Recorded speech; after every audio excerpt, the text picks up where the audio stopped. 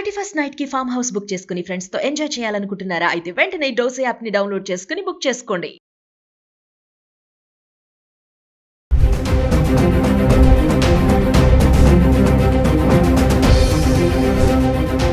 నమస్తే, welcome back to Suman TV. Present మనతో పాటు ఉన్నారు ఎనలిస్ట్ మందరి కృష్ణారెడ్డి గారు.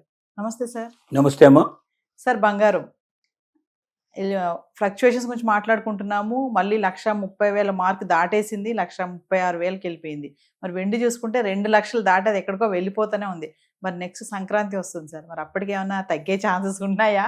ఇంకా ఇలానే పరుగులు పెడుతుందా? అంటే బంగారాన్ని మనం ఖచ్చితంగా నిర్దిష్టంగా సంక్రాంతికి ఎట్లా ఉంటుంది, ఫిబ్రవరిలో ఎంత ఉంటుంది, మార్చి ఎంత ఉంటుంది అని చెప్పడం చాలా కష్టం.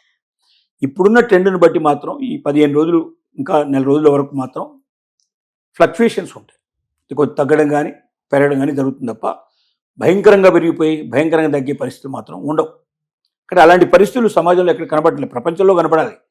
ప్రపంచంలో ఏమిటి, స్టాక్ మార్కెట్స్ విపరీతంగా ఫ్లక్చుయేట్ అయ్యడం కానీ, డాలర్ రేటు విపరీతంగా తగ్గిపోవడం పెరగడం కానీ, లేకపోతే మీకు ఇలాగా గవర్నమెంట్స్ గోల్డ్స్ బాగా కొనడం కానీ, ట్యాక్సెస్ విపరీతంగా పెంచడం తగ్గడం కానీ, ప్రపంచ యుద్ధాలు బాగా రావడం కానీ, ఇలాంటి రకరకాల లక్షణాలు గోల్డ్ పెరగడానికి కానీ తగ్గడానికి కారణం అవుతాయి. ఈ కారణాలు పెద్దగా ఏమీ లేనప్పుడు ఏంటంటే ఇలాగే ఒక 2 రోజులు 3 రోజులు పెరుగుతుంది, 2-3 రోజులు తగ్గుతుంది, పెరుగుతుంది, తగ్గుతుంది, ఇక్కడిక్కడే తెచ్చడుతుంది కదా. మనకు అంతగానే ఏం లేదు. ఇంతకుముందు 1,36,000 దాకా వచ్చి మళ్ళీ వెనక్కి వెళ్ళిపోయింది. మళ్ళీ ఇప్పుడు కాస్త 1,36,000 దాకా వాడు వచ్చింది. మనం ఇది మళ్ళీ తగ్గదని చెప్పలేము, పెరగదని చెప్పలేము. ఇది కొనేవాళ్ళు ఈ టైంలో కొనుక్కోవడం కరెక్ట్ కాదు. ఎందుకు కరెక్ట్ కాదంటే ఇది తగ్గుతుందా తెలియట్లేదు, పెరుగుతుందో తెలియట్లేదు. ఒక 15 రోజులు 20 రోజులు పెరుగుతూ కనబడితే పెరుగుతుందని మనకు ఆలోచన మనకు కనబడుతుంది. ఎంత పెరిగినా 100, 2,000, 2,000 అంతకన్నా ఎక్కువ పెరగదు కదా. మొత్తం అంతా కలుపుకుంటూ ఒక 5,000 రూపాయలు పెరిగే అవకాశాలు ఉంటే ఉండొచ్చు, లేదా తగ్గితే తగ్గొచ్చు. కాబట్టి డబ్బుండి కొనుక్కోవాలనుకున్న వాళ్ళు ఎప్పుడైనా బంగారం కొనుక్కోవడానికి అవకాశం. మనం ఎప్పుడు చెప్పే విషయం ఏంటంటే బంగారం, మీ దగ్గర డబ్బు ఉంది, బంగారం కొనండి. ఇవాళ పెరిగిందా తగ్గిందని ఆలోచించకండి. మీరు లాంగ్ టైంలో చూసుకోదలుచుకుంటే, ఒక సంవత్సరం దగ్గర చూసుకుంటే, ఒక సంవత్సరం డెఫినెట్గా పెరిగే అవకాశాలు 100% ఉన్నాయని మనం చెప్పొచ్చు.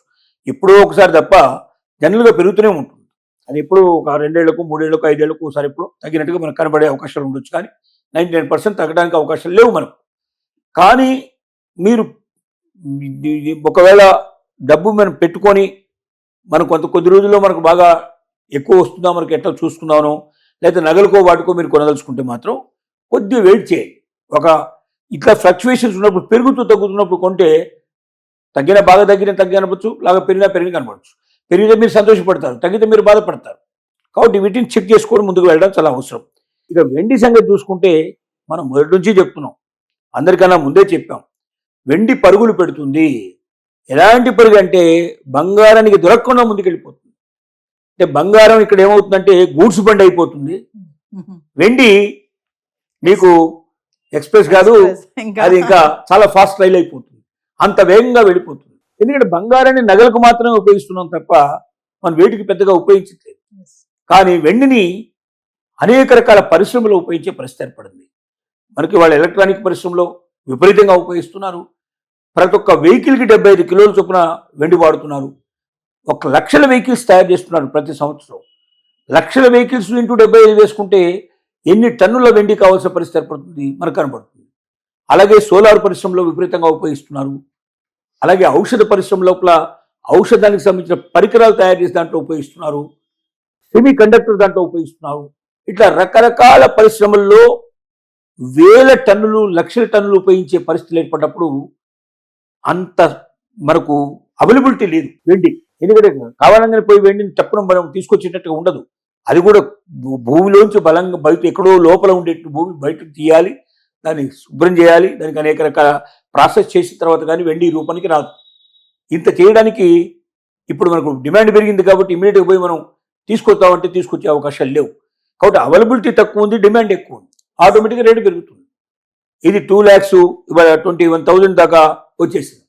ఇంకా భవిష్యత్తులో అది 3 lakhs పోయినా, 4 lakhs పోయినా, 5 lakhs పోయినా ఆశ్చర్యపడాల్సిన అవసరం లేదు. అంత స్పీడ్గా పెరిగే అవకాశం ఉంది. కాబట్టి మనం సలహా ఇస్తున్నాం, మధ్య తరగతి వాళ్ళు ఎవరుతున్నారో మీరు బంగారం కొనే ఆలోచన మానుకోండి, వెండి కొనండి.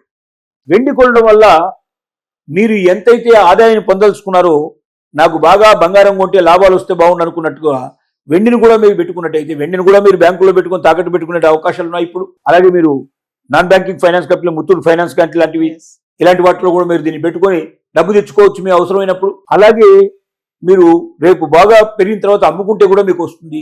కాకపోతే ఆభరణాల రూపంలో వెండిని పెట్టుకోకండి, మీరు చాలా నష్టపోతారు. మీరు స్వచ్ఛమైన వెండి రూపంలో పెట్టుకోండి. కడ్డీ రూపంలో కానీ, బిస్కెట్ల రూపంలో కానీ, కాయిన్స్ రూపంలో కానీ పెట్టుకుంటే మీకు డబ్బు విపరీతంగా పెరిగిపోతుంది. బహుశా ఏ మ్యూచువల్ ఫండ్లో పెట్టినా రానంత డబ్బు, ఏ స్టాక్ మార్కెట్లో పెట్టినా రానంత డబ్బు ఖచ్చితంగా మీకు వెండిలో వస్తుంది. ఇంకా భవిష్యత్తులో బాగా పెరిగేది కానీ తగ్గదు. కాబట్టి వెండి మీద పెట్టుబడి పెట్టుకోండి, మీ జీవితాల లోపల ఆనందాన్ని తెచ్చుకోండి.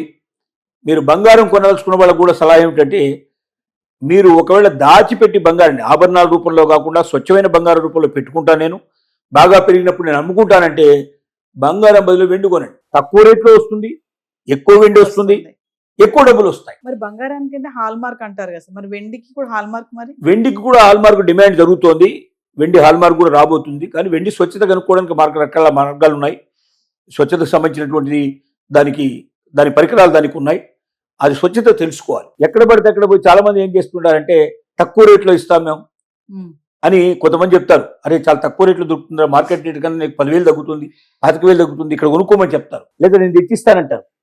అలాంటివి మాత్రం మీరు ఎప్పుడు వెళ్ళకండి. మీరు BISని కాంటాక్ట్ చేయండి. బ్యూరో ఆఫ్ ఇండియన్ స్టాండర్డ్ అంటారు. మీరు ISI మార్క్ ఏదైతే చేస్తుందో బ్యూరో ఆఫ్ ఇండియన్ స్టాండర్డ్, ఆన్లైన్లో కొడితే BIS దొరుకుతుంది. హాల్ మార్క్ సంబంధించిన కొట్టినా మీకు దొరుకుతుంది ఆన్లైన్లో. వెండి ఏ రకంగా మేము చెక్ చేసుకోవాలి, మేము దీని ఒక నాణ్యత మేము ఎట్లా పరీక్ష చేసుకోవాలి, ఇది స్వచ్ఛమైందా కాదా ఎలా తెలుసుకోవాలని అడిగితే వాళ్ళు మీకు ఎక్కడెక్కడ దాని స్టేషన్స్ ఉన్నాయో మీకు ఇన్ఫర్మేషన్ ఇస్తారు. అక్కడికి వెళ్ళి మీకు దగ్గరలో ఉండేది ఏదో చూసుకొని మీరు వెళ్ళి దాని నాణ్యత పరీక్ష చేసుకొని అప్పుడు మీరు తీసుకుంటే మీరు ఎప్పటికీ నష్టపోరు.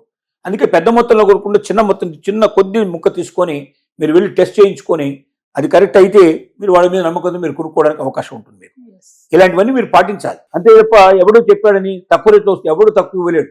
మార్కెట్ కన్నా 10,000, 15,000, 20,000 ఎట్లా తక్కువ వెళ్తాడు అంటే ఏదో మోసం ఉంది దాంట్లో, ఏదో దొంగది ఉంది వ్యవహారం, ఒరిజినల్ కాదని.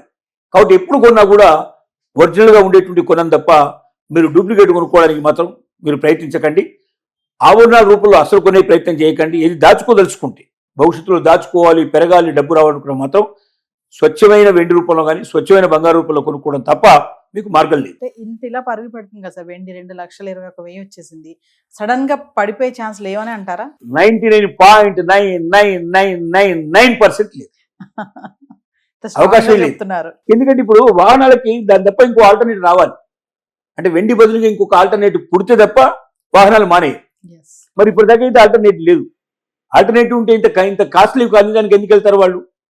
ఐరన్ తోటో స్టీల్ తోటో తయారు చేస్తే దీంట్లో చాలా తక్కువ వస్తుంది కదా, దీంట్లో ఒకటి 10%, 5% వాళ్ళకి వచ్చేస్తుంది.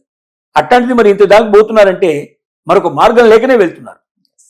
అంటే ఇది తొందరగా కరిగిపోదనో, లేకపోతే దీనివల్ల దీనికి మరి పట్టు చాలా ఉంటుందనో, లేక ఇది మంచి పర్ఫార్మెన్స్ ఇస్తుందనో, ఏదో ఒక రకమైన కారణాలు ఉండటం వల్ల వెళ్తున్నారు దానికి. కాబట్టి దీనికి ఆల్టర్నేటివ్ దొరకాలి. ఆల్టర్నేటివ్ దొరికినప్పుడు వాళ్ళు ఒకవేళ మాకు అక్కర్లేదు ఇది మేము చేయమన్నప్పుడు తనలో కొద్ది వాళ్ళు కొనని పరిస్థితి ఏర్పడ్డప్పుడు తగ్గడానికి పాసిబిలిటీస్ ఉండొచ్చు. కానీ దగ్గరలో మాత్రం అలాంటి అవకాశాలు ఏం కనబడలేదు. Thank you.